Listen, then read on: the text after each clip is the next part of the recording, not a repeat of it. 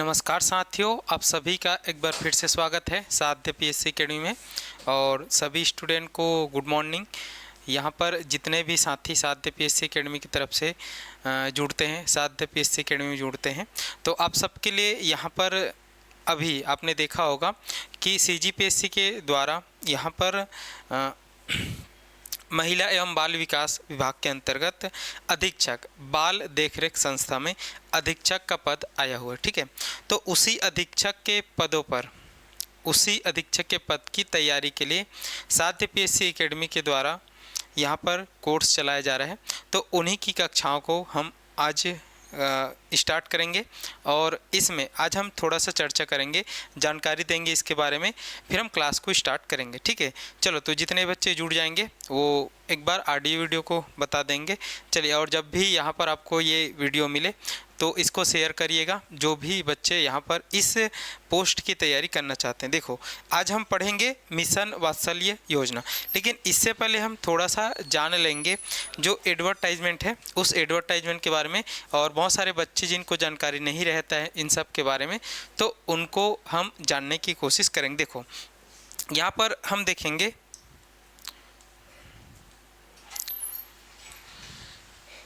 देखिए यहाँ पर छत्तीसगढ़ लोक सेवा आयोग मतलब सीजीपीएससी के द्वारा अधीक्षक बाल देखरेख संस्था जो महिला एवं बाल विकास विभाग के अंतर्गत रिक्त पदों की सीधी भर्ती। ठीक है, अब अगर हम जाएंगे तो यहाँ पर अगर टोटल पोस्ट की संख्या हम देखेंगे तो जो टोटल पोस्ट है, ठीक है, टोटल पोस्ट की अगर हम बात करें तो इसमें 55 पोस्ट यहाँ पर रिक्त है। ठीक है, अब इसमें आप देख लेंगे कि यहाँ पर अपने अपने कैटेगरी के हिसाब से देख लेंगे कितने कितने पोस्ट है।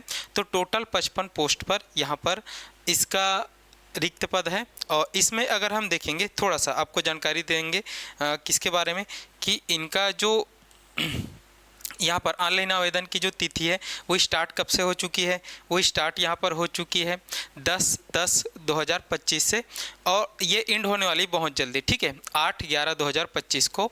और आज हम देख रहे हैं तो आज 3 तारीख है और 5 दिन बाद ये लास्ट डेट इसका हो जाएगा फॉर्म भरने की तिथि का। ठीक है, और संभावित अगर हम परीक्षा तिथि की बात करें तो यहाँ पर जो संभावित परीक्षा तिथि है वो 8 जनवरी 2026 को है। कब है? 8 जनवरी 2026 को इसका यहाँ पर पेपर होने वाला है। ठीक है, आगे हम बढ़ेंगे तो यहाँ पर कुछ पॉइंट पर हम चर्चा करते हैं। जैसे इसमें जानने योग्य बातें ये है कि इनके लिए, इस पद के लिए अगर हम देखेंगे तो पद का नाम है यहाँ पर बाल देखरेख संस्था के लिए अधीक्षक है। ठीक है, अगर इनके लिए हम जो सबसे महत्वपूर्ण है वो है आवश्यक शैक्षणिक अर्हता है। कौन सा महत्वपूर्ण है? वो आवश्यक शैक्षणिक अर्हता है। तो ये आपको नहीं दिख रहा होगा तो मैं यहाँ पर आपको बता देता हूँ कि इसके लिए MSW जो समाज कार्य, ठीक है, जिसको हम मास्टर ऑफ सोशल वर्क के नाम से जानते हैं, यहाँ पर समाजशास्त्र, सोशियोलॉजी, मनोविज्ञान में स्नातकोत्तर, मतलब इसमें PG होना चाहिए, किसमें? सोशियोलॉजी और मनोविज्ञान में। ठीक है, साथ ही साथ विधि में स्नातक उपाधि, मतलब साथ नहीं और करके। ठीक है, तो यहाँ पर अगर MSW है आपका, या फिर समाजशास्त्र या फिर मनोविज्ञान में स्नातकोत्तर, ठीक है, PG होना चाहिए, या फिर विधि में स्नातक उपाधि। ठीक है, मतलब विधि में ग्रेजुएशन होना चाहिए। इसको आप भली भांति अच्छे से देख लेंगे, पढ़ लेंगे। तो इसके लिए आवश्यक शैक्षणिक अर्हता इतने। और उसके बाद अगर अब प्रश्न आता है क्या इनको कॉमन ग्रेजुएशन वाले दिला सकते हैं क्या, कि और कोई पोस्ट ग्रेजुएट वाले दिला सकते क्या? तो बिल्कुल नहीं। ठीक है, इंजीनियरिंग वाले दिला सकते क्या? बिल्कुल नहीं। इसमें केवल हम देखेंगे तो 4, एक यहाँ पर MSW है,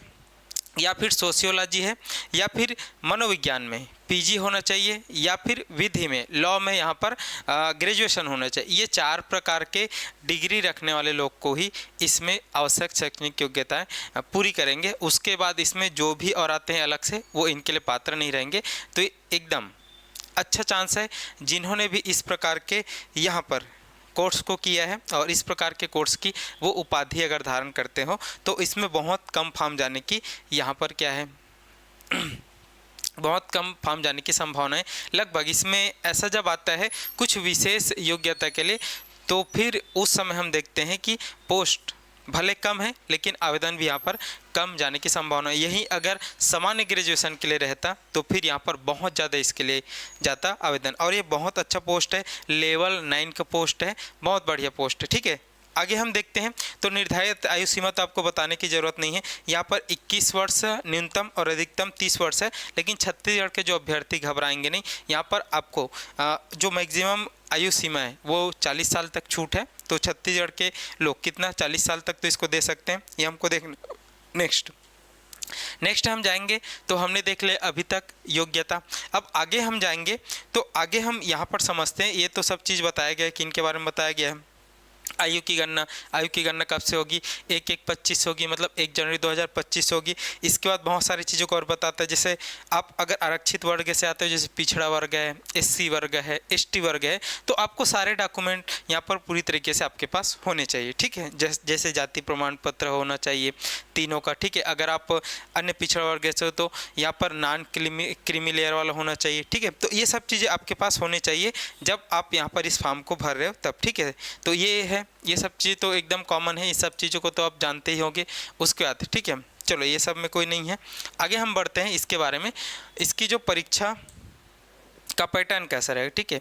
परीक्षा पैटर्न देखो यहाँ पर बहुत इंपॉर्टेंट है। यहाँ पर देखो परीक्षा पैटर्न 2 भाग में होगी। कितने भाग में होगी? 2 भाग। एक में हम देखेंगे तो यहाँ पर लिखित पेपर होगा। कैसा पेपर होगा? लिखित पेपर। अब जो लिखित पेपर है वो मेंस टाइप नहीं होगा, एकदम ध्यान रखेंगे, MCQ बेस्ड होगा, ठीक है। जैसे आप CGPSC प्री देते हो, व्यापम देते हो, तो उसको हम देखेंगे। यहाँ पर एक प्री पेपर होगा, और प्री जो पेपर होगा वो कितने अंकों का होगा? वो 300 अंकों का होगा। अब आप सभी जानते हैं कि एक अंक यहाँ पर मतलब एक क्वेश्चन के लिए 2 अंक मिलते हैं, तो 300 अंक का होगा। तो यहाँ पर 150 क्वेश्चन आएंगे। कितने क्वेश्चन आएंगे? 150 क्वेश्चन आएंगे।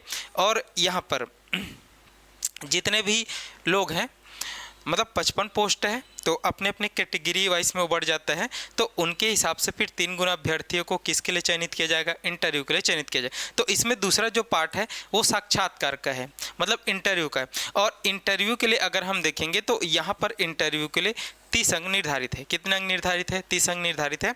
तो यहाँ पर हम देखेंगे तो टोटल जो इसके लिए जो पूर्णांक बनेगा वो 300 + 30 का बनेगा, तो 330 का बनेगा, ठीक है। तो लिखित पेपर से 300 अंक है और साक्षात्कार से 30 अंक है। तो टोटल यहाँ पर कुल कितना है? 330। और इन दोनों को मिलाकर जिनका भी ज़्यादा नंबर आएगा वही सब क्रम से उनका यहाँ पर लिस्ट जारी किया जाएगा, और जितने पोस्ट है उनके हिसाब से उनको वैकेंसियाँ मिले, उनको पोस्ट मिलेगा। ये हमको ध्यान पे रखना है। अब ये तो हो गया कि यहाँ पर 300 अंक का लिखित पेपर आएगा, प्री पेपर होगा जिसमें 150 क्वेश्चन होंगे, ठीक है। और 150 क्वेश्चन में यहाँ पर अब हमको समझना है कि इस 150 क्वेश्चन को भी 2 भाग में बांटा गया है, ठीक है। 2 भाग में कैसा बांटा गया? तो भाग 1 की अगर हम बात करें तो भाग 1 में यहाँ पर छत्तीसगढ़ का सामान्य अध्ययन दिया गया, और छत्तीसगढ़ के सामान्य अध्ययन से 100 अंक के यहाँ पर 100 अंकों की वैल्यू का क्वेश्चन आएगा। और यहाँ पर हम देखेंगे तो 50 क्वेश्चन आएंगे, और मैंने बताया कि कितना रहता है तो 50 क्वेश्चन आएगा छत्तीसगढ़ से। किससे आएगा? छत्तीसगढ़ से। तो छत्तीसगढ़ बहुत ज़्यादा इंपॉर्टेंट हो जाता है, क्योंकि छत्तीसगढ़ वेटेज कितने का रख रहा है? यहाँ पर 100 अंकों का वेटेज रख रहा है, और ये बहुत अच्छा बात है। आप छत्तीसगढ़ पढ़ते हो तो उसकी तैयारी और बहुत अच्छे तरीके से कर लेंगे, ये आपको ध्यान पर रखें। अब उसके बाद दूसरा जो है वो बालकों से संबंधित सामान्य ज्ञान। देखो तो ये जो पोस्ट है अधीक्षक का ही पोस्ट है, और अधीक्षक का पोस्ट है तो कहाँ का है? ये बाल देखरेख संस्था, मतलब ऐसी संस्था जहाँ पर बच्चों को देख रेख के लिए लगाया जाएगा, और वहाँ पर अधीक्षक का काम करोगे, सुप्रिटेंडेंट का काम करोगे, तो उनके संबंध में आपके पास जानकारी होना चाहिए। तो उसी के लिए यहाँ पर बहुत सारा बच्चों से संबंधित बहुत सारे प्रावधान, बहुत सारे एक्ट, उनसे होने वाली बीमारियाँ, बहुत सारी चीज़ों को रख दिया गया है, जिसको आपको पढ़ना है ताकि आपको ज्ञान हो उन सब के बारे में, नॉलेज हो आपके बारे में। तो इनसे संबंधित यहाँ पर 200 अंकों के 100 क्वेश्चन आएंगे। कितने क्वेश्चन आएंगे? 100 क्वेश्चन आएंगे, और 2 नंबर का रहता है तो 200 अंक। तो देखो यहाँ पर मैंने बताया कि जो लिखित पेपर होता है, लिखित पेपर जो होगा वो कितने अंकों का होगा? यहाँ पर 300 अंकों का होगा। तो 100 अंकों का जिसमें 50 क्वेश्चन छत्तीसगढ़ से, और 200 अंकों का जिसमें 100 क्वेश्चन किससे? बालकों से संबंधित सामान्य ज्ञान से लेकर आपके पास आएंगे। तो इस बात का आप लोग विशेष रूप से ध्यान रखना है अगर आप तैयारी कर रहे हो तो, ठीक है। और बहुत सारे बच्चे को तो जानकारी रहती है इन सब के बारे में, लेकिन बहुत सारे जो बच्चे हैं उनको जानकारी नहीं रहता। एक चीज़ और महत्वपूर्ण है इसमें, यहाँ पर नोट करके बता दिया गया है कि अगर अभ्यर्थियों की संख्या को दृष्टिगत रखते हुए आयोग परंपरागत परीक्षा के स्थान पर कंप्यूटर बेस्ड सीबीटी का भी आयोजन कर सकते हैं। अब सीबीटी का मतलब जैसे आप रेलवे का देते हो, बैंक का देते हो, ठीक है, जैसे नेट वेट आप देते हो तो उसमें कंप्यूटर बेस्ड टेस्ट होता है। तो ये कैसे होगा, ये कब तब होगा जब यहाँ पर अभ्यर्थियों की संख्या अगर कम होती है तो, ठीक है। और जब भी ऐसा कोई पोस्ट आता है सीजीपीएससी के द्वारा तो उसमें लिखा रहता है, ठीक है, जिसमें कम पोस्ट रहते हैं, जिसमें ये संभावनाएं रहती है कि यहाँ पर हमको एक लिमिटेड योग्यता वाले लोग आएंगे तो उसकी संख्या अगर कम होगी तो उनको हम सीबीटी भी करा सकते हैं, ऐसा करके, ठीक है। तो अगर कम पोस्ट जाता है, वैसे कम पोस्ट तो जाता नहीं, बेरोजगारी इतना है और लोग इतना पढ़ लिख चुके हैं, हर विभाग में हर जगह से वो योग्यता रखते हैं बहुत सारे जगह पर, और बहुत सारे लोग भी हैं बहुत ज़्यादा संख्या में, तो आवेदक तो उतना कम नहीं जाता है जितने लोग सोचे रहते हैं। तो इसकी संभावना ना के बराबर है, बस इस चीज़ को भी आपको ध्यान पे रखना है, ये बता दिया जाएगा वैसे जब भी ऐसा होगा तो, ठीक है। चलो, तो इस बात का भी आप लोग ध्यान रखेंगे। हाँ, अब एक आता है यहाँ पर, इसके लिए ऋणात्मक मूल्यांकन, ठीक है, मतलब निगेटिव मार्किंग भी है। और आप सभी जानते हैं कि सीजीपीएससी में जो निगेटिव मार्किंग होता है वो कितना होता है, 1/3 होता है, और व्यापा में कितना होता है, 1/4 होता है। तो इस बात का आप लोग भली भांति ध्यान रखेंगे, इसमें निगेटिव मार्किंग रहता है तो आप वही क्वेश्चन को टिक करेंगे जिसमें संभावना है कि वो सही होने की संभावना ज़्यादा है, ठीक है। ऐसा नहीं कि यहाँ पर आपको बहुत सारे स्टूडेंट जिनको जानकारी नहीं रहता है तो सभी को टिक करके आ जाते हैं जो संभावित लगते हैं। तो इस बात का आप लोग ध्यान रखेंगे, सीजीपीएससी आप देने वाले हो तो सीजीपीएससी में निगेटिव मार्किंग रहता है और 1/3 निगेटिव मार्किंग रहता है, इस बात को आप लोग विशेष रूप से ध्यान रखेंगे, ठीक है। आगे जब हम बढ़ेंगे तो अब हम देखो यहाँ पर पाठ्यक्रम की चर्चा करते हैं। मैंने 2 भाग में पाठ्यक्रम को बताया है, इसमें 300 अंकों का लिखित पेपर होगा, 30 अंकों का इंटरव्यू होगा। लेकिन वो लिखित पेपर जो होगा वो 2 भाग में है, एक भाग में छत्तीसगढ़ है जिसमें 50 क्वेश्चन आएंगे 100 नंबरों का, और दूसरे भाग में 100 क्वेश्चन आएंगे 200 नंबरों का, ठीक है। तो पहला तो बताने की जरूरत नहीं, यहाँ पर आपको छत्तीसगढ़ का सामान्य ज्ञान आपको ध्यान रखना है जिसमें सब कुछ पढ़ना है छत्तीसगढ़ से। जैसे इसमें दिया है छत्तीसगढ़ के इतिहास एवं स्वतंत्रता आंदोलन में छत्तीसगढ़ का योगदान, मतलब छत्तीसगढ़ के इतिहास आपको पढ़ना है। छत्तीसगढ़ का भूगोल है, जलवायु है, भौतिक दशाएँ हैं, जनगणना है, पुरातात्विक एवं पर्यटन केंद्र है, ये आपको पढ़ना है। छत्तीसगढ़ का साहित्य, संगीत, नृत्य, कला एवं संस्कृति, जनौला, मुहावरे, हाना एवं लोकोक्ति है, ये भी इंपॉर्टेंट है। ये छत्तीसगढ़ की जनजाति, विशेष परंपराएं, 30 त्यौहार, छत्तीसगढ़ की अर्थव्यवस्था, वर्ण कृषि, छत्तीसगढ़ का प्रशासनिक ढांचा, स्थानीय शासन एवं पंचायती राज, छत्तीसगढ़ में ऊर्जा, छत्तीसगढ़ में उद्योग, ऊर्जा, बल एवं खनिज संसाधन, छत्तीसगढ़ की समसामयिक घटनाएं। तो ओवरऑल ये जब भी आप सीजीपीएससी का कोई भी पोस्ट की तैयारी करते हो तो ये पूरा रहता है, तो आपको ये पूरी तैयारी करना है छत्तीसगढ़ का, एकदम डीपली तैयारी करना है। और आजकल बहुत ज़्यादा यहाँ पर कथन कारणों में क्वेश्चन पूछा जा रहा है, टफ क्वेश्चन पूछा जा रहा है, ठीक है। और जो मध्यम स्तर के जो क्वेश्चन पूछा जा रहा है उसमें थोड़ा सा लेंदी यहाँ पर विकल्पों को दिया जा रहा है। तो ये सब चीज़ों की आप तैयारी अच्छे से करेंगे। और छत्तीसगढ़ सामान्य ज्ञान की तैयारी आप सभी जानते हैं कि हमारे जो एकेडमी उसमें साहू सर के द्वारा पढ़ाया जाता है, बहुत अच्छे तरीके से पढ़ाया जाता है, तो उनके लिए तो आपको टेंशन लेने की ज़रूरत है ही नहीं, आप तैयारी करेंगे बहुत अच्छे तरीके से। तो इसमें इम्पॉर्टेंट, उसके बाद ये तो सब पढ़ेंगे और सब पढ़ भी चुके हैं कई बार छत्तीसगढ़ का सामान्य ज्ञान। लेकिन यहाँ पर दूसरा जो भाग है वो इम्पॉर्टेंट है, इसको बहुत सारे जो कैंडिडेट हैं वो पहली बार पढ़ेंगे, ठीक है, या फिर जो समाजशास्त्र वाले ये लोग तो थोड़ा सा जानते हैं इन सब के बारे में। लेकिन मैं बता दूंगा, ये भी अगर हम देखेंगे तो ये भी 5 भागों में बटा हो। जैसे यहाँ पर एक है बालकों से संबंधित संवैधानिक प्रावधान एवं कानून, मतलब बालकों से संबंधित जो संवैधानिक प्रावधान है, हमारे संविधान में बालकों से संबंधित कौन कौन से प्रावधान हैं और कौन कौन से कानून हैं उसके बारे में ये यहाँ पर आपको पढ़ना है, किसमें 1 नंबर के यहाँ पर सिलेबस में, ठीक है, जिसमें यहाँ पर बहुत सारी चीज़ें, जैसे भारत का संविधान है, किशोर न्याय बालकों की देखरेख संरक्षण अधिनियम 2015 संशोधित हुए 2021 में, ठीक है, किशोर न्याय बालकों की देखरेख संरक्षण 2016 संशोधित 2022 में, लैंगिक अपराधों से बालकों का संरक्षण, बहुत सारे जो बालकों से, जैसे दिव्यांगन अधिकार अधिनियम 2016, छत्तीसगढ़ दिव्यांगन अधिकार अधिनियम 2023। तो इस प्रकार से बहुत सारे यहाँ पर है इस भाग में, ठीक है। उसके बाद अगर हम दूसरे भाग में चले जाएंगे, कहाँ पे चले जाएंगे, दूसरे भाग, तो जो दूसरा भाग यहाँ पर बात करता है बाल कल्याण एवं विकास के बारे में। किसके बारे में, बाल कल्याण एवं विकास। तो इसमें हम पढ़ेंगे यहाँ पर मिशन सक्षम, जिसमें आंगनबाड़ी एवं पोषण 2.0, कुपोषण का प्रबंधन। मैंने बताया ना कि जो बच्चे हैं उनमें आपको उनके होने वाली बीमारी, उनको स्वस्थ रखने के लिए बहुत सारी चीज़ें आपको करना पड़ेगा। तो कुपोषण का प्रबंधन है, कुपोषण की पहचान, कुपोषित बच्चों की देखभाल, शरीर के विकास के लिए पोषक तत्व की आवश्यकता, संतुलित आहार, बच्चों की सामान्य बीमारी उपचार, दिव्यांग बालकों के लिए केंद्र एवं राज्य सरकार द्वारा संचालित योजनाएं एवं कार्यक्रम, और बालकों की शिक्षा के लिए केंद्र एवं राज्य सरकार द्वारा संचालित योजनाएं। तो ये सेकंड भाग में है बाल कल्याण एवं विकास, ठीक है, जिसमें आपको पूरी तरीके से बालकों में जो बीमारियां होता है, उसमें जो कुपोषण होता है, उनको स्वस्थ हम कैसे कर सके, दिव्यांगजनों के लिए हम कौन कौन से उपाय कर सकते हैं, तो उन सब चीज़ों को आपको देखना रहेगा। और राज्य सरकार के द्वारा संचालित विभिन्न योजनाओं को आपको यहाँ पर ध्यान रखना रहेगा और उन सबसे क्वेश्चन यहाँ पर आएंगे, ठीक है। तीसरा जो यहाँ पर आता है बाल संरक्षण एवं देखभाल, बाल संरक्षण एवं देखभाल, जिसमें यहाँ पर विभिन्न प्रकार की योजनाओं के बारे में बताए, मिशन वात्सल्य योजना, पीएम केयर्स योजना, मुख्यमंत्री बाल उदय योजना, ठीक है। आगे हम बढ़ेंगे तो इसमें छत्तीसगढ़ बाल कोष है, बाल सक्षम नीति है, बाल संरक्षण नीति है, चाइल्ड हेल्पलाइन है, बहुत सारी चीज़ें हैं, ठीक है। तो ये आएगा तीसरे नंबर पे। चौथे नंबर की अगर हम बात करें तो बाल मनोविज्ञान, तो इसको आप शिक्षक भर्ती में पढ़ते हो, ठीक है, बाल मनोविज्ञान शिक्षक भर्ती में आप पढ़ते हो, जिसमें आप विकास के चरण पढ़ोगे, बालकों से संबंधित, बाल मनोविज्ञान से संबंधित विभिन्न अवधारणाएं एवं सिद्धांत पढ़ोगे, काउंसलिंग, आकलन एवं हस्तक्षेप, अनुसंधान विधियाँ, बहुत सारी चीज़ें हैं जो बालकों से संबंधित है, जिसको आप अच्छा खासा पढ़ते हो शिक्षक भर्ती में, बाल मनोविज्ञान सीडीपी जिसको बोलते हैं उसके अंतर्गत, ठीक है। और पांचवा जो है बच्चों के सर्वोत्तम हित में आपातकालीन सेवा, तो राज्य सरकार और केंद्र सरकार के द्वारा बहुत सारे बच्चों से संबंधित आपातकालीन सेवाएं, जैसे चाइल्ड हेल्पलाइन, महिला हेल्पलाइन, पुलिस हेल्पलाइन, अन्य आपातकालीन सेवाओं के बारे में बहुत सारी चीज़ों को बताया गया। तो ये 5 तरह के यहाँ पर बालकों से संबंधित टॉपिक्स हैं, तो उससे क्वेश्चन आने हैं, ठीक है।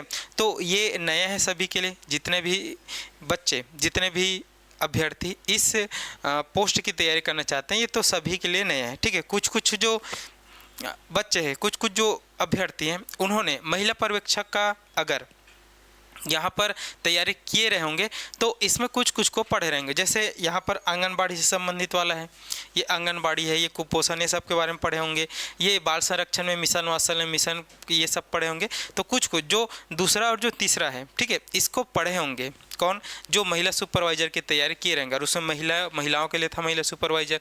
तो इसमें ऐसे जो कैंडिडेट जो महिला थी जिन्होंने महिला सुपरवाइजर की तैयारी किया था, तो उनको कुछ यहाँ पर पहले से पढ़े हैं, तो उनको कुछ वेटेज मिल सकता है, ठीक है। तो ये चीज़ें देखना है, तो ये 5 आपको पढ़ना है, इससे संबंधित चीज़ों को अगर आपको देखना है तो, ठीक है। चलो, तो यहाँ पर मैं आपको पढ़ाऊँगा बाल संरक्षण एवं देखभाल, ठीक है, बाल संरक्षण एवं देखभाल।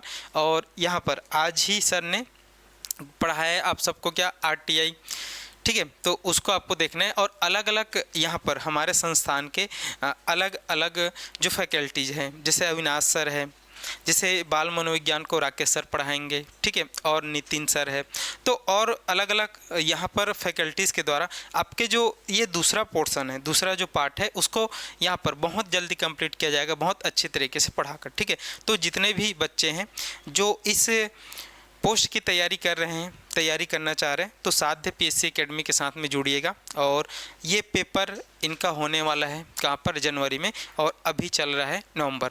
तो यहाँ पर हमारा ये पूरी तरीके से एक प्रयास रहेगा कि नवंबर तक ये जो सेकंड पार्ट है, मैंने बताया नहीं कि 5 पार्ट में है, तो इनको 5 टीचर के द्वारा पढ़ाया जाएगा। एक ही टीचर अगर पढ़ाएगा तो इनको 4 महीने लग जाएगा, तो 5 टीचर के द्वारा इसको पढ़ाया जाएगा, अलग अलग जो मैंने बताया। और ये आपको नवंबर या फिर जो फर्स्ट वीक है दिसंबर का, उसके तक ही आपका ये पार्ट कंप्लीट हो जाएगा। और जो छत्तीसगढ़ है, छत्तीसगढ़ तो ऐसा इतना सारगर्भित है कि वो 6 महीने भी कंप्लीट नहीं होते, तो उनको भी यहाँ पर आपको पढ़ा रहे हैं। कौन पढ़ा रहे हैं? मनीष सर पढ़ा रहे हैं, साहू सर पढ़ा रहे हैं, साथ ही साथ रिकॉर्डेड वीडियो भी हैं बहुत सारे, तो उन सबको आपको प्रोवाइड करा दिया जाएगा। और साथ ही साथ यहाँ पर कोशिश किया जाएगा आपके लिए बहुत सारे MCQ सेशन लाने की, खासकर इससे संबंधित। तो ये साध्य PSC एकेडमी के द्वारा प्रयास रहेगा। और अधिक जानकारी के लिए आप साध्य PSC एकेडमी के दिए गए हेल्पलाइन नंबरों पर आप यहाँ पर कांटेक्ट करके जो भी परेशानी, जो भी दिक्कत है, उसको पूछ लिया करेंगे, ठीक है। तो ये मैंने आपको बता दिया। इस जो अधीक्षक है, ठीक है, किसके, बाल देखरेख संस्था जो महिला एवं बाल विकास विभाग के अंतर्गत आएंगे, उसके लिए कौन कौन सी यहाँ पर आपके लिए योग्यताएं ध्यान रखना, ठीक है। एक बार और मैं एकदम शॉर्ट में बता देता हूँ। देखो यहाँ पर इसका जो आवेदन है वो स्टार्ट हो चुका है और लास्ट डेट भी आने वाला है। तो जितने भी बच्चे जो योग्यता रखते हैं इनके लिए, तो वो जल्दी से इसका आवेदन कर देंगे। आवेदन का लास्ट डेट 8/11 को है, तो ये आपको ध्यान रखना है। उसके बाद इसमें कितने पोस्ट है? 55 पोस्ट है, ठीक है। उसके बाद मैंने आपको बताया था कि इसके लिए जो आवश्यक शैक्षणिक योग्यताएं हैं वो समाजशास्त्र है, MSW है, मनोविज्ञान में स्नातकोत्तर होना चाहिए, PG होना चाहिए, पोस्ट ग्रेजुएशन, और विधि में स्नातक, लॉ में यहाँ पर आपके पास स्नातक होना चाहिए, UG की डिग्री होना चाहिए, ठीक है। ये हमको देखना है। उसके बाद आयु सीमा मैंने बता दिया कि यहाँ पर न्यूनतम 21 और अधिकतम छत्तीसगढ़ के निवासी तो 40 तक एकदम श्योर, ठीक है। उसके बाद आगे हम बढ़ेंगे तो आयु की गणना कब से होगी? 1/1/2025 होगी। और बाकी आप जाति वाति जो प्रमाण पत्र आपको जो लगता है, मूल निवास जाति, है सब आपके एकदम रेडी रहना चाहिए, ठीक है। चलो आगे बढ़ते हैं। उसके बाद मैंने आपको बताया था इसके बारे में, किन के बारे में बताया था यहाँ पर, इसके परीक्षा के बारे में। ये 2 चरणों में होगी। एक पहली बार में लिखित पेपर होगा, ठीक है, और दूसरे चरण में साक्षात्कार। लिखित पेपर टोटल 300 अंकों का होगा, साक्षात्कार 30 अंकों का होगा, ये मैंने आपको बताया। और दोनों के आधार पर ही आपका मेरिट बनेगा, ये हमको देखना है। उसका लिखित पेपर 2 भाग में होगा, मतलब 2 पार्ट रहेंगे, एक ही पेपर होगा, ठीक है। और कितने घंटे का रहेगा? 3 घंटे का रहेगा, 150 क्वेश्चन रहेगा, जिसमें छत्तीसगढ़ के 50 क्वेश्चन आएंगे 100 नंबर का, और बालकों से संबंधित 100 क्वेश्चन आएंगे 200 नंबरों का। तो ये हमको देखना है। और 1/3 इसमें माइनस मार्किंग रहेगा। और एक चीज़ और मैंने बताया था कि अगर अभ्यर्थियों की संख्या कम होती है तो CBT कंप्यूटर बेस्ड टेस्ट इसमें लिया जा सकता है, उसका आयोजन किया जा सकता है, ठीक है। उसके बाद मैंने आपको बताया था कि छत्तीसगढ़ सामान्य ज्ञान तो सभी जानते हैं, और बालकों से संबंधित प्रावधान इसमें है, बाल कल्याण एवं विकास का है, बाल संरक्षण एवं देखभाल का है, ठीक है। उसके बाद बाल मनोविज्ञान है, और बच्चों के सर्वोत्तम हित में आपातकालीन सेवा करके, ये 5 टॉपिक और हैं। तो इन 5 टॉपिक को हमारे एकेडमी के 5 टीचरों के द्वारा बहुत जल्दी इसको पढ़ाने की, बहुत जल्दी इसको सिलेबस को सारगर्भित तरीके से एकदम अच्छे से आपकी तैयारी को कराएंगे। तो ऐसा डिसीजन है किसके द्वारा? साध्य PSC एकेडमी के द्वारा। तो अधिक से अधिक संख्या में जोड़ेंगे जो भी बच्चे इनकी तैयारी करना चाहते हैं वो बच्चे, ठीक है। चलो, तो आज मैंने बताया कि मैं कौन से वाले को पढ़ाऊंगा। मैं इस वाले भाग को पढ़ाऊंगा, बाल संरक्षण एवं देखभाल, जिसमें मिशन वात्सल्य योजना है, PM केयर्स योजना है, मुख्यमंत्री बाल उदय योजना है, और छत्तीसगढ़ बाल कोष है, बाल सक्षम नीति है, बाल संरक्षण नीति है, चाइल्ड हेल्पलाइन है, scheme for care and support to victim under section 4 और 6 आप पास्को एक्ट, मतलब पास्को एक्ट हमको पढ़ना है, ठीक है। बाल अधिकार है, बाल अधिकार संरक्षण आयोग है, बाल संरक्षण देखभाल, विकास की दिशा में उल्लेखनीय कार्य दिए जाने वाले विभिन्न पुरस्कार हैं, बाल संरक्षण संबंधित महत्वपूर्ण मुद्दे, हिंसा, शोषण, बाल विवाह, ट्रैफिकिंग, बाल श्रम है, ठीक है। बाल विवाह मुक्त छत्तीसगढ़ अभियान है, संस्थागत देखरेख है, दत्तक ग्रहण, ठीक है। तो ये बहुत सारे जो टॉपिक्स है इनको मैं यहाँ पर कराऊंगा, ठीक है। बाल मनोविज्ञान को राकेश सर पढ़ाएंगे, ठीक है, जिनका शिक्षक भर्ती में अच्छा खासा नाम है, आप सभी जानते हो। और बाकी सब चीज़ें आपको कौन कौन सर पढ़ाएंगे आपको आज कल में आपको पता चल जाएगा, ठीक है।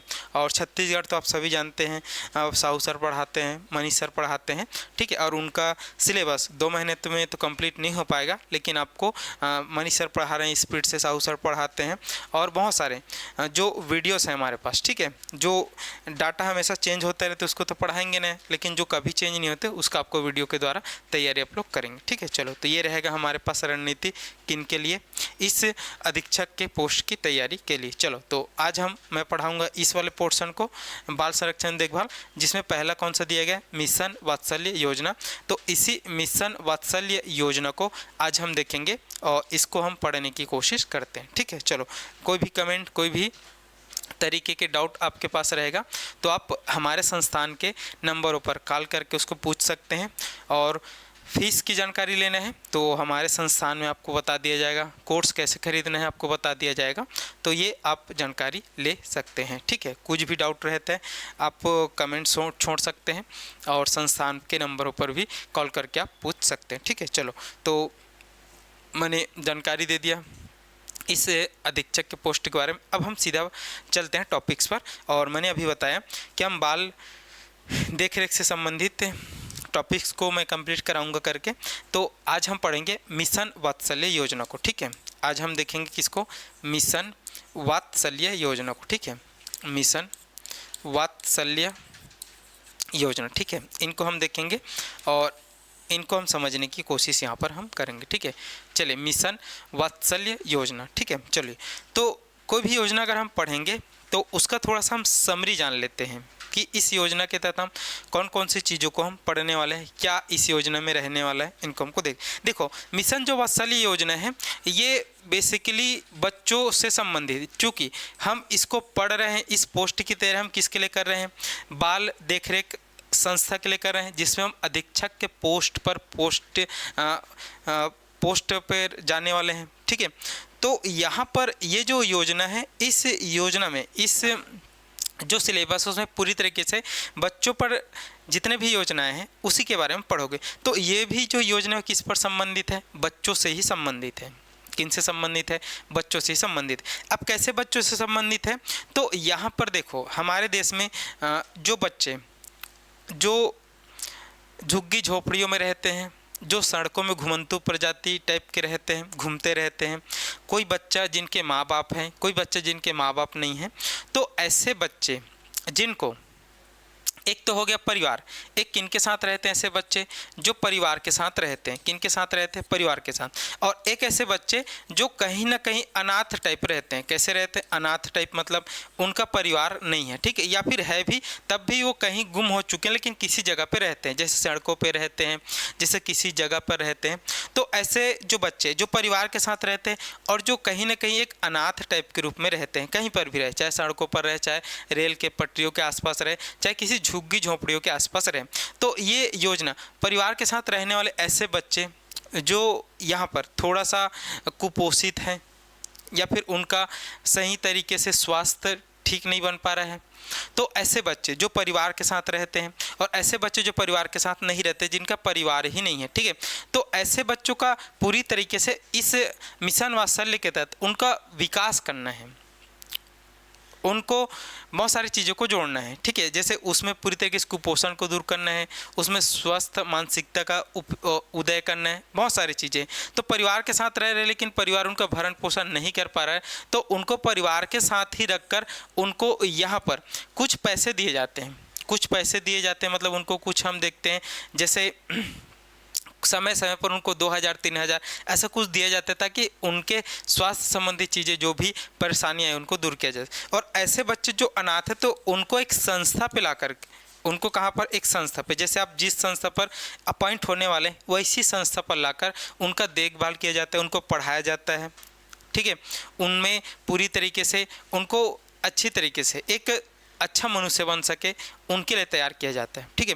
तो ये जो योजना है वो बच्चों से संबंधित है और परिवार के साथ रहे बच्चे उसको लिए भी है, और ऐसे बच्चे जो अनाथ के रूप में रहते हैं तो उनको संस्था पिलाकर उनका विकास करना है, ऐसे इसका उद्देश्य, ठीक है। तो ये बच्चों से संबंधित है और हमको ध्यान पे रखना है। अब यहाँ पर बच्चे कैसे, तो बच्चे ऐसे, बच्चे भी इसमें दो प्रकार के हैं, ठीक है। बच्चे भी अगर हम देखेंगे दो प्रकार के, तो दो प्रकार के कैसे बच्चे, ऐसे बच्चे जो किसी भी तरीके से अपराध में शामिल नहीं हैं, किसमें शामिल नहीं है, अपराध में शामिल नहीं है, और ऐसे बच्चे जो यहाँ पर थोड़े बहुत अपराध में शामिल हो जाए, जैसे बच्चों को पता नहीं रहता है कि ये अपराध की श्रेणी में आता है, ये अपराध की श्रेणी में नहीं आता है, ठीक है। तो ऐसे बच्चे जो पूरी तरीके से यहाँ पर एकदम निर्दोष है, किसी भी चीज़ को नहीं किए हैं, ठीक है, वो आपराधिक प्रवृत्ति की बिल्कुल नहीं। लेकिन कुछ वैसे बच्चे ऐसे हैं जो किसी न किसी कंडीशन के कारण यहाँ पर थोड़ा सा आपराधिक प्रवृत्ति के हो जाते हैं, जिसको हम विधि से संघर्षरत यहाँ पर बालक बोलते हैं, ठीक है। तो यहाँ पर इस दो टाइप के बच्चों को भी पूरी तरीके से इनमें जोड़ा गया। अगर वो आपराधिक प्रवृत्ति के थोड़े बच्चे तो उनको सुधारा जाएगा, उनको ज्ञान दिया जाएगा कि ये सब चीज़ें सही नहीं है, आपको आगे बढ़ना है, तो उनको कुछ विशेष जगह पे रखा जाएगा। ये जो पूरी तरीके से अच्छे बच्चे हैं, ठीक है, जो आपराधिक प्रवृत्ति के नहीं है लेकिन ये कुपोषित है या फिर ये स्वस्थ नहीं है, तो इनकी पढ़ाई लिखाई करवाया जाएगा। तो इस प्रकार के बच्चे भी हैं। तो विधि से संघर्षरत बालक भी है, जिसको हम थोड़ा सा अपराधी प्रवृत्तिक बालक बोल सकते हैं, ठीक है। तो इनको सुधारा जाएगा, ठीक है। हमारा ऐसा मानना है कि जो बच्चे हैं उनको हम सुधार सकते हैं और वो 18 वर्ष से कम जो बच्चे वो सुधर भी जाते हैं और अच्छी अच्छी ज़िंदगी भी जीने लगते हैं। तो ये इनका मुख्य उद्देश्य है मिशन वात्सल्य का, कि परिवार में रहने वाले बच्चों की भी देखभाल करना, देखरेख करना, उसको स्वस्थ बनाना, उनको कुपोषण से दूर करना, उनको शिक्षा से जोड़ना। और ऐसे बच्चे जो अनाथ टाइप रहते हैं उनको एक संस्था पे लाना, उनके खाने पीने की व्यवस्था करना, उनके पढ़ाई की व्यवस्था करना और उनको भी पूरे विकास के क्रम में जोड़ना। ये है ये दो प्रकार के। अब बच्चे भी दो प्रकार के होते हैं, कोई आपराधिक प्रवृत्ति का है और कोई अच्छा बच्चा है, ठीक है। तो इन दोनों को संस्थाओं में लाकर उनका उपचार करना, ये भी पूरी तरीके से इस योजना में प्रयास किया जाएगा। और इस योजना का नाम क्या है? मिशन वात्सल्य। तो ये थोड़ा सा समरी है कि हम किस लिए पढ़ने जा रहे हैं और कैसे हम पढ़ने जाएंगे। तो इसके लिए सरकार के द्वारा विभिन्न कार्यक्रम चलाएगा, विभिन्न प्रकार के फंड यहाँ पर चलाएंगे और विभिन्न प्रकार के संस्थाओं का निर्माण भी यहाँ पर करेंगे। जिला स्तर पर जिला, राज्य स्तर पर राज्य, केंद्र स्तर पर केंद्र और गाँव स्तर पर यहाँ पर ग्रामीण संस्थाओं का भी निर्माण किया जाएगा, ठीक है। देखो अब ये जो योजना है मिशन वात्सल्य योजना, ठीक है। तो मिशन वात्सल्य योजना को अगर हम छत्तीसगढ़ के दृष्टि से पढ़ेंगे, किससे पढ़ेंगे? छत्तीसगढ़ की दृष्टि से। तो छत्तीसगढ़ की दृष्टि से अगर हम पढ़ेंगे तो इसमें ज़्यादा हमको अपडेशन नहीं मिलता है, ठीक है। आप एक काम करना, जितने भी बच्चे इसकी तैयारी कर रहे हैं तो आप छत्तीसगढ़ के महिला एवं बाल विकास विभाग में जाना, ठीक है। और उसमें सबसे अच्छा दिया रहता है प्रशासनिक प्रतिवेदन में, ठीक है। किस में दिया जाता है? प्रशासनिक प्रतिवेदन में दिया जाता है। लेकिन प्रशासनिक प्रतिवेदन की अगर हम बात करें तो महिला एवं बाल विकास विभाग का छत्तीसगढ़ में जो प्रशासनिक प्रतिवेदन है वो आपको मिलेगा 2022-23 का। वो आपको कब का मिलेगा?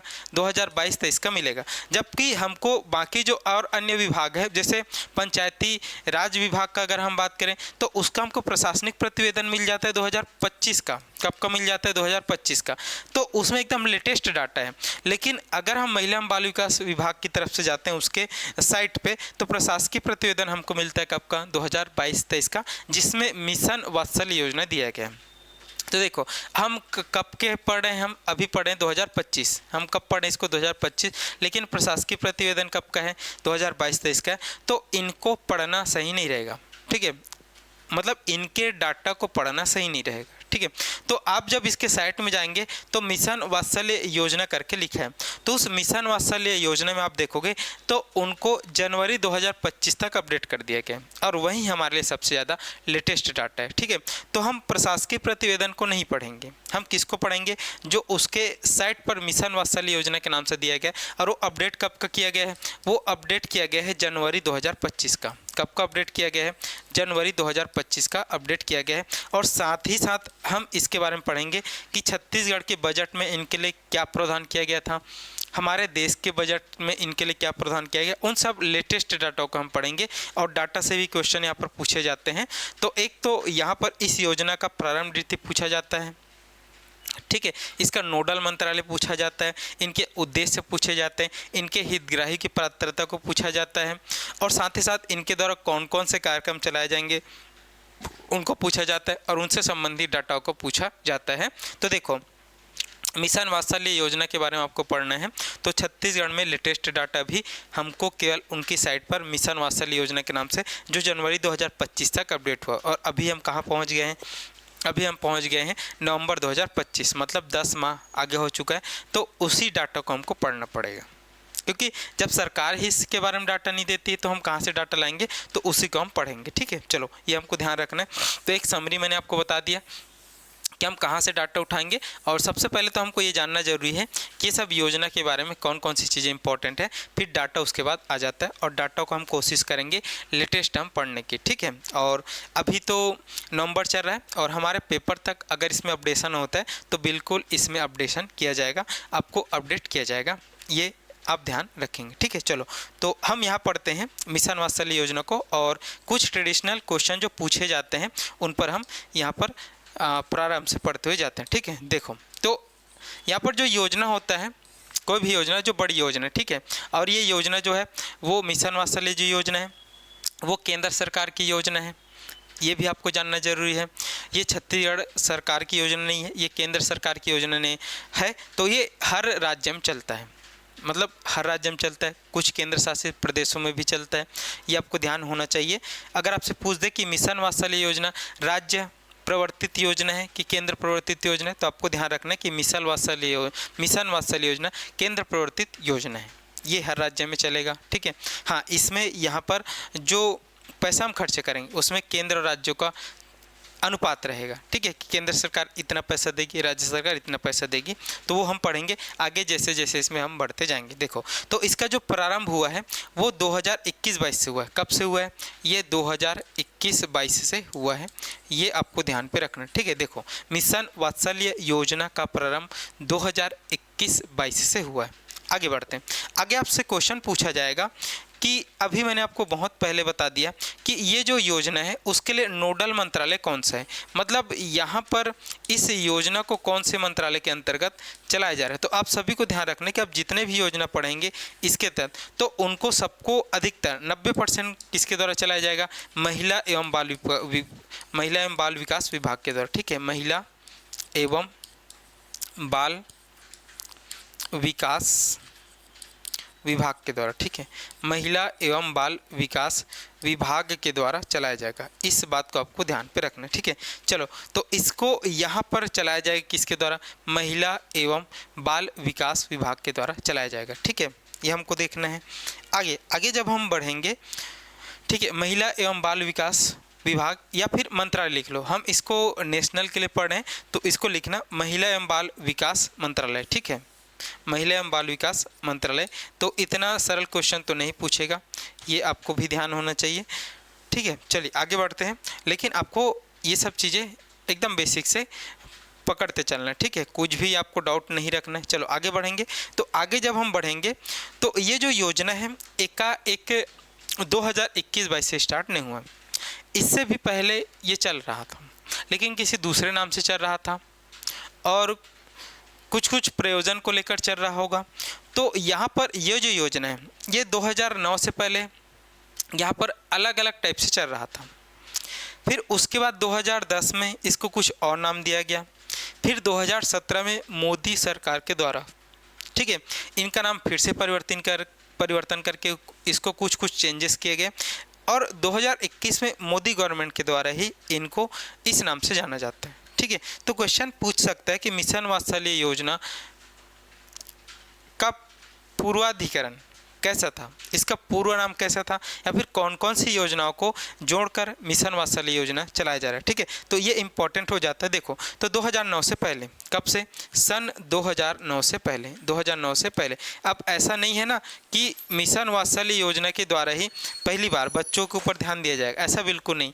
इससे पहले 2009 से पहले भी यहाँ पर जो बच्चे हैं उनके लिए बहुत सारे कार्यक्रम, बहुत सारे योजनाएं चलती थी।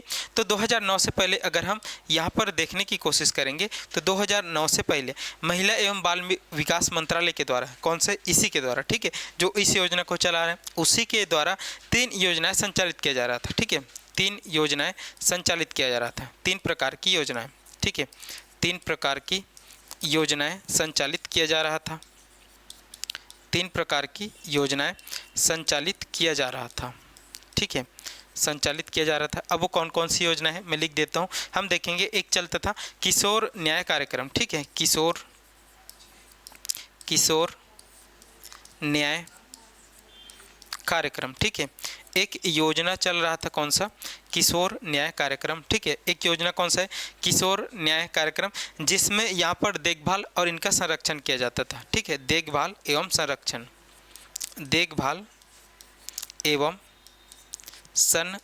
ठीक है, जिसमें यहाँ पर देखभाल और संरक्षण किया जाएगा। दूसरा हम देखेंगे तो सड़क पर रहने वाले बच्चों के लिए एकीकृत कार्यक्रम चलता था। ठीक है, कहाँ पर? सड़क पर रहने वाले बच्चों के लिए एकीकृत कार्यक्रम, सड़क पर रहने वाले बच्चों के लिए एकीकृत कार्यक्रम। ठीक है, सड़क पर रहने वाले बच्चों के लिए, सड़क पर रहने वाले बच्चों के लिए एकीकृत कार्यक्रम, एकीकृत कार्यक्रम। ठीक है, सड़क पर रहने वाले बच्चों के लिए यहाँ पर एकीकृत कार्यक्रम चलता था। और उसका तीसरा हम देखेंगे बाल गृह को सहायता योजना। ठीक है, तीसरा हम देखेंगे बाल गृह को सहायता योजना, बाल गृह को सहायता योजना, बाल गृह को सहायता योजना। तो ये तीन प्रकार के कार्यक्रम चलते हैं, ठीक है। देखो पहला अगर हम देखेंगे तो पहला कौन सा है, पहला यहाँ पर किशोर न्याय कार्यक्रम, जिसमें उनका देखभाल एवं संरक्षण किया जाता है। किशोर, किशोर मतलब तो थोड़ा बड़े हो गए, ठीक है, मतलब 14-15 साल की एज में है, ठीक है, तो उनके लिए इनके इसके देखभाल एवं संरक्षण के लिए। दूसरा जो सड़क पर रहने वाले जो बच्चों के लिए की कार्यक्रम, मैंने बताया कि सड़क पर जो बच्चे रहते हैं, कोई अनाथ रहते हैं, जिन्हें किसी का परिवार रहता है लेकिन उनका सक्षम नहीं रहता है। और तीसरा बाल गृह को सहायता योजना, जो बाल गृह जहाँ पर बच्चों को रखा जाता है उनको सहायता किया जाता था, बच्चों को अच्छी तरीके से उनको पालने पोषने के लिए, ठीक है। तो 2009 से पहले इस प्रकार की योजनाएं संचालित थी, 3 योजनाएं, ठीक है।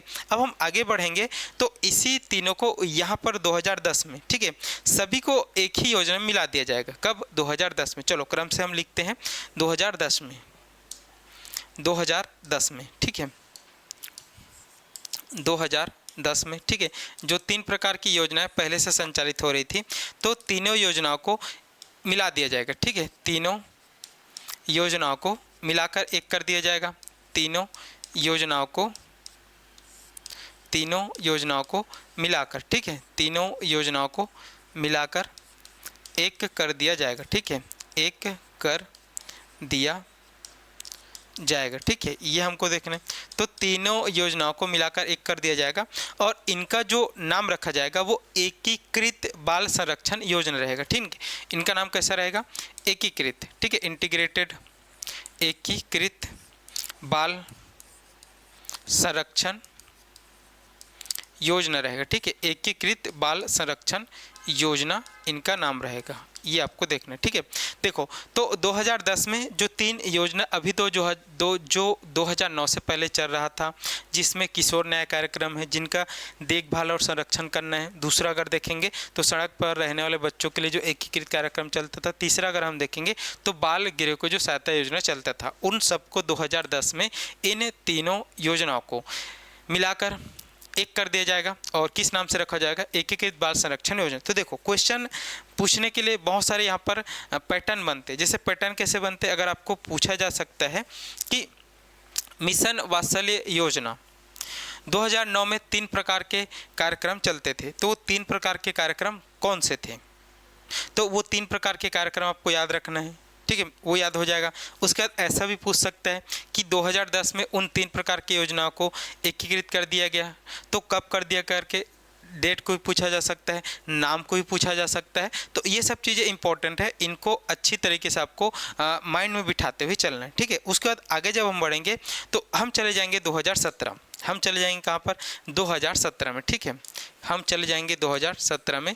और 2017 में हम देखेंगे 2014 के बाद से सरकार पर यहाँ पर मोदी गवर्नमेंट बढ़ जाएगा। मोदी जी 2014 से अभी तक हम देख रहे हैं कि तीसरी बार जीत चुके हैं।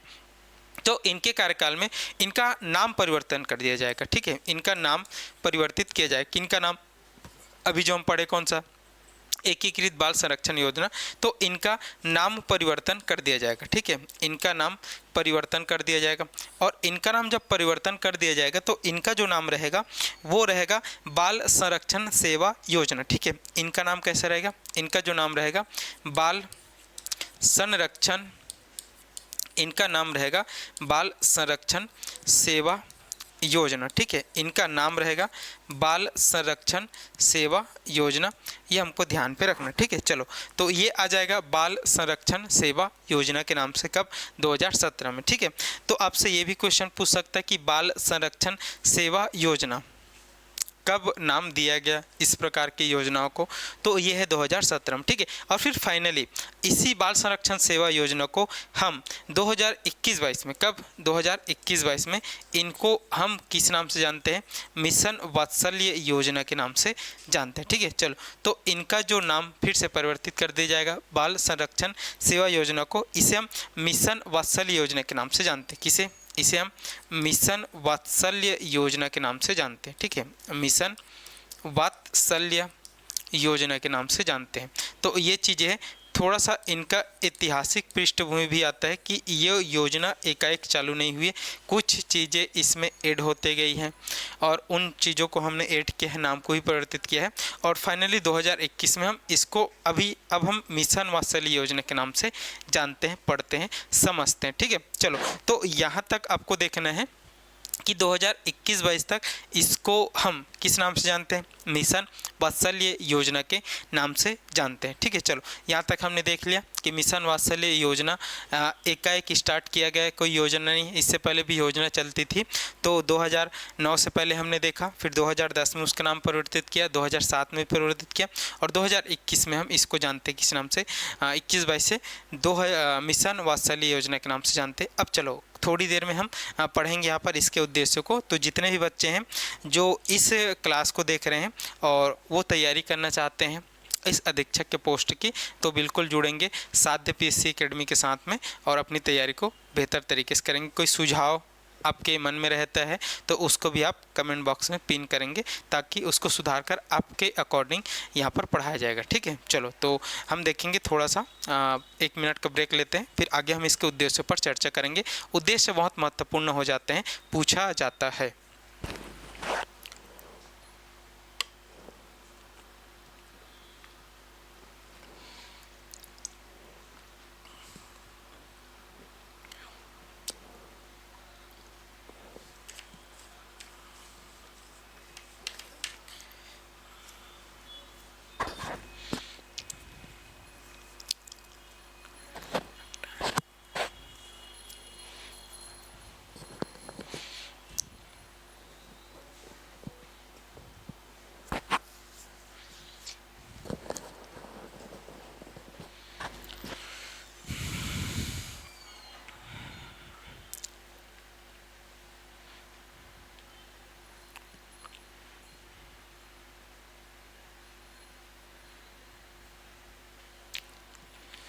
चलिए आगे बढ़ते हैं और हम मिशन वात्सल्य योजना के उद्देश्य को यहाँ पर देखने की कोशिश करते हैं। ठीक है, चलो देखते हैं मिशन वात्सल्य योजना का उद्देश्य। ठीक है, इसका पर्पस क्या है, इसका एम क्या है, तो ये हमको देखना है। देखो एम तो आपको पकड़ना है कि ये केवल बच्चों के लिए, यहाँ पर बच्चों के सुरक्षित भविष्य के लिए, बच्चों के सुरक्षित स्वास्थ्य के लिए प्रयास किया जाएगा इसमें, तो बच्चों से पर ही केंद्रित ये योजना है। तो इसका उद्देश्य भी बच्चों से संबंधित ही रहेगा। तो यहाँ पर इनके उद्देश्य को हम लिखते हैं, तो उद्देश्य ये बताया जाता है कि देश के प्रत्येक बच्चे के लिए, देश के प्रत्येक बच्चे के लिए स्वास्थ्य और खुशहाल बचपन सुनिश्चित करना। ठीक है, चलो लिखते हैं देश के प्रत्येक बच्चे के लिए, देश के प्रत्येक बच्चे के लिए, देश के प्रत्येक बच्चे के लिए स्वास्थ्य एवं खुशहाल, स्वास्थ्य एवं खुशहाल बचपन सुनिश्चित करना। ठीक है, देश के प्रत्येक बच्चे के लिए स्वास्थ्य एवं खुशहाल बचपन सुनिश्चित करना। ठीक है, सुनिश्चित करना, ये इनका उद्देश्य। ठीक है, ये हमको देखना है।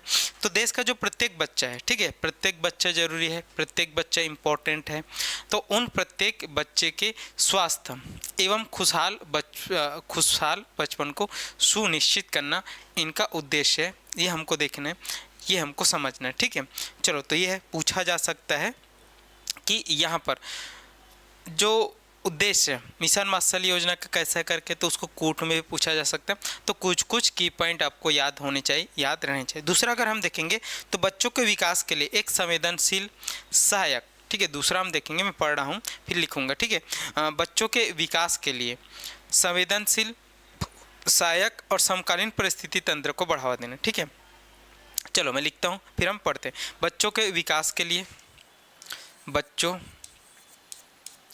बच्चों के विकास के लिए, बच्चों के विकास के लिए संवेदनशील, बच्चों के विकास के लिए, यहाँ पर हम देखते हैं बच्चों के विकास के लिए संवेदनशील सहायक और समकालीन परिस्थिति। ठीक है, संवेदनशील सहायक एवं समकालीन परिस्थितिक तंत्र। ठीक है, समकालीन परिस्थितिक तंत्र। ठीक है, समकालीन पारिस्थितिक तंत्र की स्थापना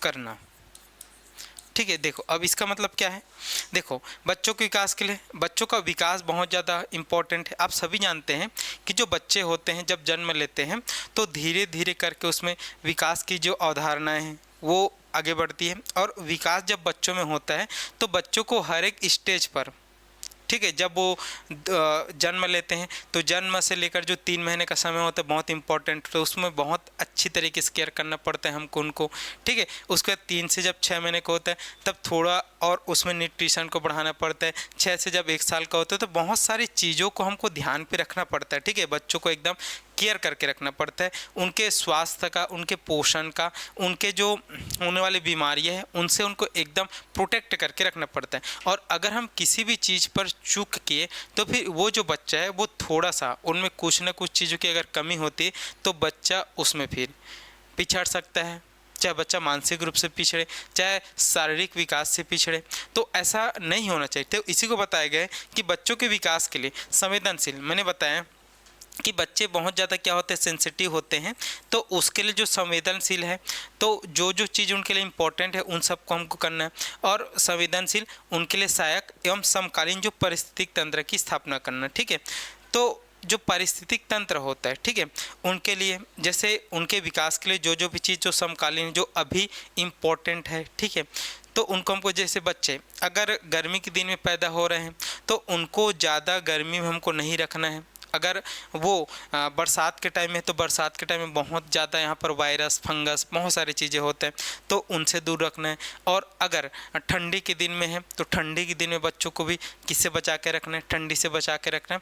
तो उस समय जो समकालीन परिस्थिति है उसकी स्थापना करना है। जैसे आपने देखा होगा कि अभी अब ठंड का मौसम आएगा तो ठंड के मौसम में आप देखेंगे जब शीतलहर चलेगी बहुत सारी जगहों पर, बहुत सारे क्षेत्र पर, तो ऐसे बच्चे जिनके पास शेल्टर ही नहीं है, घर ही नहीं है, तो वो जो बच्चे बहुत सारे उन पर विपरीत प्रभाव पड़ेगा, वो उनके पास ओढ़ने का नहीं रहेगा, स्वेटर नहीं रहेगा, तो उससे क्या होगा, बहुत ज़्यादा उनका विकास रुकेगा ना, और वो बहुत ज़्यादा कुपोषित की तरफ चले जाएंगे, उसका शरीर यहाँ पर उनको सह नहीं पाएगा। तो ये हम देखेंगे। उसी प्रकार हम देखते हैं गर्मी के दिनों में जब लू चलता है, उनके पास घर नहीं है, ठंडा जो कूलर ये सब व्यवस्था नहीं है, तो उन पर, उनके स्वास्थ्य पर, वो झेल तो लेंगे लेकिन स्वास्थ्य पर बहुत गहरा असर पड़ता है, ठीक है। तो इस प्रकार के पारिस्थितिक तंत्र की स्थापना करना ये इनका उद्देश्य है। किनका उद्देश्य है? मिशन वात्सल्य योजना का उद्देश्य है, ये आपको ध्यान पे रखना है, ठीक है। तो ये है उद्देश्य। उसके बाद अगर हम नेक्स्ट की तरफ जाएंगे तो नेक्स्ट हम यहाँ पर देखेंगे, नेक्स्ट यहाँ पर है किशोर न्याय अधिनियम 2015। चलो मैं यहाँ पर पढ़ता हूँ फिर लिख दूंगा, ठीक है। चलिए यहाँ पर हम देखेंगे तीसरे नंबर का इनका उद्देश्य, ठीक है। जो तीसरे नंबर का जो उद्देश्य है वो ये बताता है कि जो किशोर न्याय अधिनियम 2015, ठीक है, किशोर न्याय अधिनियम 2015 और सतत विकास लक्ष्यों को प्राप्त करना, इसमें संशोधन भी है 2021 में, और इसके लिए नई गाइडलाइन भी आई है 2022 में। इसको हम पढ़ेंगे विस्तार से, ठीक है। अभी हम केवल उद्देश्य में लिखते हैं किशोर न्याय अधिनियम 2015, ठीक है। किशोर न्याय अधिनियम 2015, किशोर न्याय अधिनियम 2015, किशोर न्याय अधिनियम 2015, और यही बेस है इसका, ठीक है। इस वात्सल्य योजना का यही बेस है जो किशोर न्याय अधिनियम 2015 है, और सतत विकास लक्ष्यों को, ठीक है, सतत विकास लक्ष्यों को, सतत विकास लक्ष्यों को, ठीक है, सतत विकास लक्ष्यों को प्राप्त करना, सतत विकास लक्ष्यों को प्राप्त करना। अब जब भी इकोनॉमिक्स पढ़ोगे या फिर आर्थिक सर्वेक्षण पढ़ोगे तो उसमें सतत विकास लक्ष्य का आता है, SDG आता है, ठीक है, सस्टेनेबल ग्रोथ, ठीक है, यहाँ पर आता है सस्टेनेबल डेवलपमेंट ग्रोथ करके आता है। तो किशोर न्याय अधिनियम 2015 और सतत विकास लक्ष्यों को प्राप्त करना, ठीक है। तो आप देखोगे सतत विकास लक्ष्यों में जो बच्चे हैं, बच्चों का स्वास्थ्य और बच्चों की पढ़ाई भी एक मानक है, उसके लिए भी मानक तय किए गए हैं। तो बहुत सारे जो सतत विकास लक्ष्यों में बहुत सारे जो क्राइटेरिया, बहुत सारे मानक है, उसमें बच्चों से संबंधित यहाँ पर बहुत सारे क्लॉजेज, जैसे बच्चों का स्वास्थ्य, बच्चों की पढ़ाई, तो ये सब चीज़ें हैं। इसको अगर हम करेंगे अच्छी तरीके से किशोर न्याय अधिनियम के लिए तो हम सतत विकास लक्ष्यों को प्राप्त कर लेंगे, ठीक है। और सतत विकास लक्ष्य में आप देखोगे 19 से 20 पॉइंट यहाँ पर बताए गए, तो उन पॉइंटों को आप जैसे जैसे प्राप्त करते जाएंगे तो आपका जो रैंकिंग है वो बढ़ते जाएगा, ठीक है। तो जब भी आप आर्थिक सर्वेक्षण पढ़ेंगे तो इस सतत विकास लक्ष्य का एक थीम आएगा, उसको आपको देखना। ये बहुत सारे चीज़ों को मिलकर बनाए रहता है, ठीक है। ये हमको देखने देखो, और जो मिशन वात्सल्य योजना है इसका उद्देश्य ये रहता है, मैंने आपको दो प्रकार के बताए, दो प्रकार की, कि एक जो बच्चा है वो परिवार के साथ रहता है लेकिन परिवार उनका पालन पोषण किसी कारण से अच्छे तरीके से नहीं कर पाता है। दूसरा जो ऐसे बच्चे आते हैं जो सड़कों पर रहते हैं, जो परिवार विहीन है और घर विहीन है, ठीक है। तो मिशन वात्सल्य परिवार आधारित और गैर संस्थागत देखभाल को बढ़ावा देता है, ठीक है। तो यहाँ पर जो ये मिशन वात्सल्य योजना है वो परिवार आधारित, ठीक है। एक हम देखेंगे परिवार आधारित मतलब परिवार में तो है और बच्चे भी हैं तो उनका, और देखेंगे तो यहाँ पर गैर संस्थागत देखभाल को बढ़ावा देता है। किनको बढ़ावा देता है यहाँ पर? संस्थागत मतलब बच्चों को किस में रखकर? संस्थाओं में रखकर, और इन्हीं के लिए आपकी पोस्टिंग होने वाली है, ठीक है। तो संस्थागत देखभाल को बढ़ावा देता है, ठीक है। किनको बढ़ावा देगा? संस्थागत देखभाल को बढ़ावा देगा, संस्थागत देखभाल को बढ़ावा देगा। इस बात को आपको ध्यान पे रखना है, ठीक है। चलो, तो ये इनका उद्देश्य है, किसका? मिशन वात्सल्य योजना का उद्देश्य है। ये सब आपको ध्यान पे रखना है और ये सब चीज़ें आपको अच्छी तरीके से याद होनी चाहिए, आपके पास होना चाहिए कंटेंट, ठीक है। चलो, इनके उद्देश्य को हम देखते हैं। तो इनका जो उद्देश्य है, देश के प्रत्येक बच्चे के लिए स्वास्थ्य एवं खुशहाल बचपन सुनिश्चित करना है। पूछा जा सकता है कि मिशन वात्सल्य योजना का उद्देश्य निम्न है, तो उसमें 1 पॉइंट रहेगा, या फिर निम्न नहीं करके रहेगा तो 3 पॉइंट रहेगा, 1 पॉइंट नहीं रहेगा, ठीक है। या फिर कूट में करके पूछेगा तो वो पॉइंट बना सकते हैं बहुत सारे। तो कुछ कीवर्ड आपको याद होने चाहिए, ठीक है। तो इसका उद्देश्य है देश के प्रत्येक बच्चे के लिए स्वास्थ्य एवं खुशहाल बचपन सुनिश्चित करना, ठीक है। और बच्चों के लिए बचपन कितना इंपॉर्टेंट है ये किसी को बताने की ज़रूरत नहीं है। वो जितना अच्छा बचपन बिताते हैं उतना अच्छा उनमें विकास होता है और आगे वो अच्छे व्यक्ति के रूप में डेवलप होते हैं, ठीक है। बच्चों के विकास के लिए संवेदनशील सहायक एवं समकालीन पारिस्थितिक तंत्र की स्थापना करना, ठीक है। जिस प्रकार से स्थिति उन हिसाब से उनको बनाना, ये हमको देखने। किशोर न्याय अधिनियम 2015 और सतत विकास लक्ष्यों को प्राप्त करना भी इनका उद्देश्य है। और परिवार आधारित और संस्थागत देखभाल को बढ़ावा देना, ये इनका उद्देश्य है। इस चीज़ को आपको ध्यान पर रखना है, ये आपको समझना है, ठीक है। तो ये है उद्देश्य किनके बारे में, ये मिशन वात्सल्य योजना के उद्देश्य है। अब उसके बाद आगे हम बढ़ेंगे इसके हितग्राही, जिसको हम लाभार्थी भी बोलते हैं, कि कौन कौन से बच्चे इसके अंतर्गत आएंगे, इसको हमको देखना है, ठीक है।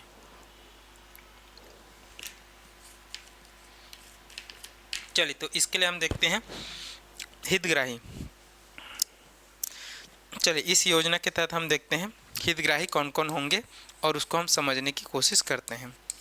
हितग्राही या फिर जिसको हम लाभार्थी बोलते हैं, ठीक है। चलो, तो हितग्राही या फिर लाभार्थी, तो यहाँ पर हम देखेंगे इसके लिए हितग्राही कौन होंगे। तो देखरेख और संरक्षण की आवश्यकता वाले बच्चे, देखरेख और संरक्षण की आवश्यकता वाले बच्चे, देखरेख और संरक्षण की आवश्यकता वाले बच्चे, देखरेख और संरक्षण की आवश्यकता वाले बच्चे, आवश्यकता वाले बच्चे, आवश्यकता वाले बच्चे, ठीक है। यहाँ पर हमको देखना है देखरेख और संरक्षण की आवश्यकता वाले बच्चे। तो ऐसे बच्चे जिनको देखरेख और उनका संरक्षण करने की हमको ज़रूरत है, ऐसे बच्चे इसके हितग्राही होंगे, ठीक है। ये हमको ध्यान पे रखना है। दूसरा, कानून का उल्लंघन करने वाले बच्चे तथा किशोर, ठीक है।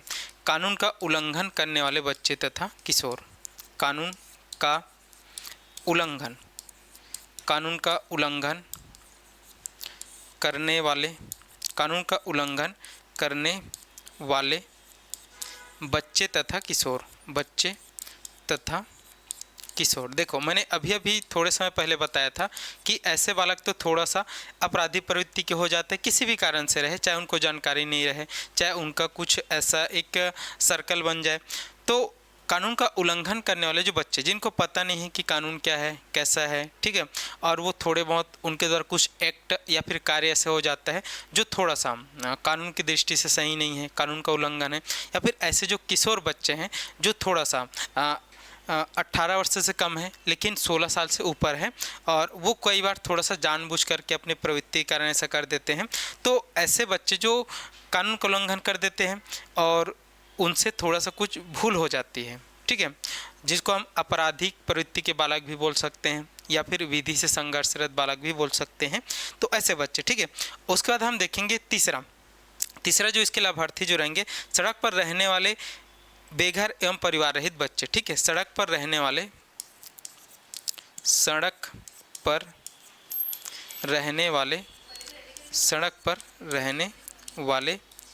बेघर तथा परिवार रहित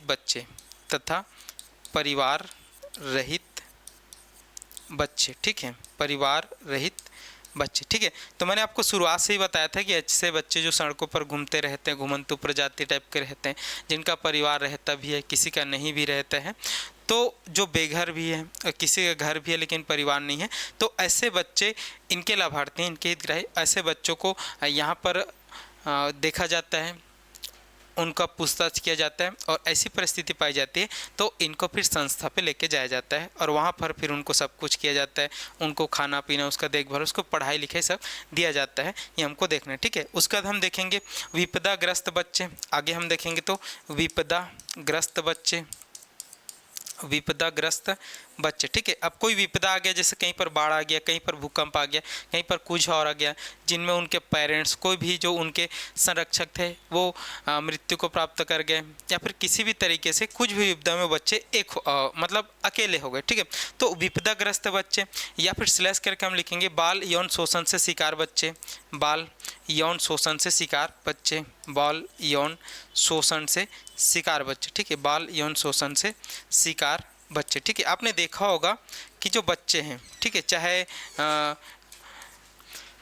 चाहे लड़की रहे चाहे लड़का रहे, ठीक है, आजकल बच्चों पर यौन शोषण बहुत होता है। बहुत सारे ऐसे अपराधी प्रवृत्ति के जो इंसान हैं वो इनके साथ भी अत्याचार करते हैं और गलत प्रकार की चीज़ें करते हैं। तो यौन शोषण से ग्रसित जो बच्चे हैं उनको भी यहाँ पर इसके हितग्राही के रूप में पात्रता रहती है, उनको भी यहाँ पर केंद्रों में लाया जाता है और उनको उस चीज़ से उबरने में बहुत ज़्यादा प्रयास किया जाता है। ये हमको देखना है। उसके बाद हम देखेंगे अनाथ बच्चे, ऐसे बच्चे जो क्या है, अनाथ है, ठीक है। उसके बाद हम देखेंगे यहाँ पर ऐसे बच्चे जो अनाथ है, और अनाथ के साथ साथ ही हम देखेंगे जो अपरिपक्व है। जो कैसा है, अपरिपक्व है, मतलब इनमें थोड़ा सा हम देखेंगे तो परिपक्वता नहीं है, मतलब मानसिक रूप से थोड़ा सा सही नहीं है, ठीक है। उसके बाद जो निराश्रित बच्चे हैं, जो, ठीक है, जो कौन से बच्चे हैं, निराश्रित बच्चे हैं। साथ ही साथ ऐसे बच्चे जो घुमंतु प्रकार के हैं। कैसे घुमंतु प्रकार के, जो हमेशा घूम रहे हैं, इधर उधर घूम रहे हैं, चाहे परिवार के साथ घूम रहे हो चाहे अकेले घूम रहे हो, ठीक है, ये हमको देखना है। साथ ही साथ हम देखेंगे यहाँ पर बाल श्रमिक, साथ ही साथ हम देखेंगे बाल श्रमिक। आप देखोगे कि छोटे छोटे बच्चे आजकल तो जो बाल श्रमिक है वो पूरी तरीके से अपराध है, कोई उनको काम में तक नहीं रखता है, ठीक है। लेकिन बहुत सारे जगह पर आप देखोगे बहुत सारे बच्चे इस बाल श्रमिक के रूप में कार्य करने लग जाते हैं, चोरी छिपे, खुद से कोई काम नहीं देता लेकिन खुद से काम करने लग जाते हैं। तो बाल श्रमिक या फिर कठिन परिस्थितियों में कार्यरत बच्चे, ठीक है, कठिन परिस्थितियों में कार्यरत बच्चे, कठिन परिस्थितियों में कार्यरत जो बच्चे हैं, ठीक है, कठिन परिस्थितियों में कार्यरत बच्चे, ठीक है। तो बाल श्रमिक वाले बच्चे हैं और कठिन परिस्थितियों में कार्यरत जो बच्चे हैं, ठीक है, या फिर बहुत छोटी उम्र में नशा करने वाले जो बच्चे हैं, ठीक है, बहुत छोटी उम्र में कौन से नशा करने वाले बच्चे, ठीक है। तो शहर के झुग्गी बस्तियों में आप जाओगे तो छोटे छोटे बच्चे सूखा नशा, गीला नशा करते रहते हैं, ठीक है, एकदम छोटी छोटी उम्र में। तो शायद उनको पता नहीं है, उनको जानकारी नहीं है, तो इस प्रकार के गलत संगत, गलत चीज़ों में पड़ जाते हैं। तो ऐसे जो बच्चे हैं वो पूरी तरीके से इस मिशन वात्सल्य योजना के तहत यहाँ पर उन बच्चों की श्रेणी में आएगा जिनको पूरी तरीके से हितग्राही, इन सब बच्चों का उपचार किया जाएगा, इन सब बच्चों का देखभाल किया जाएगा, ये हमको देखना है, ठीक है। तो हितग्राही के रूप में यहाँ पर देख रेख और संरक्षण की आवश्यकता वाले बच्चे रहेंगे, जिसमें कानून का उल्लंघन करने वाले बच्चे तथा किशोर रहेंगे, सड़क पर रहने वाले बेघर तथा परिवार रहित बच्चे हैं, विपदाग्रस्त बच्चे जो बाल यौन शोषण के शिकार हैं, अनाथ, अपरिपक्व, निराश्रित और घुमंतु प्रकार के हैं, बाल श्रमिक, कठिन परिस्थितियों में कार्यरत बच्चे और नशा करने वाले बच्चे इसके हितग्राही के रूप में आएंगे, ठीक है। चलो, तो आज की क्लास को हम यहीं पिन करते हैं, और आप सबकी जानकारी के लिए मैं बता दूँ कि साध्य PSC एकेडमी के द्वारा इस अधीक्षक बाल देखरेख संस्था के लिए यहाँ पर कोर्स चलाया जा रहा है और मैंने शुरुआत में बता दिया कि यहाँ पर इसमें जो सेकंड भाग है जिसमें 5 पार्ट है, तो उन 5 पार्टों के 5 फैकल्टी 5 सरों के द्वारा यहाँ पर पढ़ाया जाएगा और बहुत कम समय में आपके सिलेबस को पूरा करके ये आपको दिया जाएगा और इसका बहुत अच्छी तरीके से आपको सारगर्भित तरीके से पढ़ाया जाएगा।